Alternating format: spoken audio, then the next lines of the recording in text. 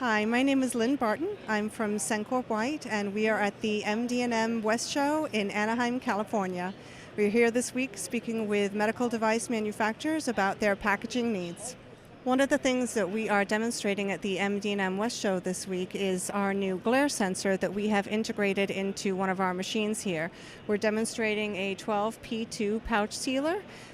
It will seal a Tyvek and film pouch and create a hermetic seal, and the glare sensor will verify that the pouch is loaded in the correct orientation for the validated process and prevent the sealer from cycling if the pouch is loaded in the incorrect orientation.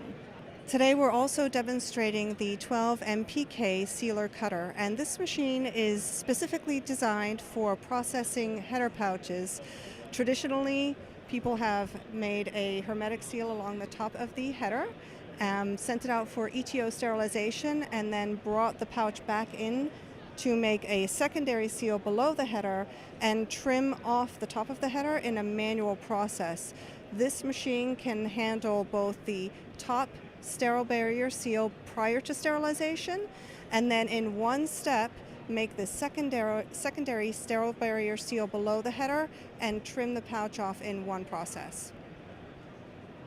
This is our 12 DDS2 deep draw chamber sealer.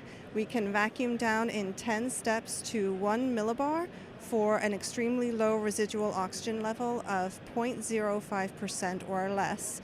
And this is ideal for pharmaceutical coated stents and applications that require an extremely low residual oxygen level. We use a constant heat sealer for an extremely repeatable and reliable process.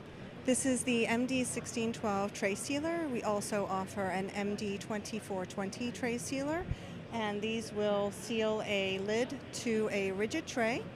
We have a proprietary design on the heater and the press design to offer the most repeatable and reliable tray sealer in the industry.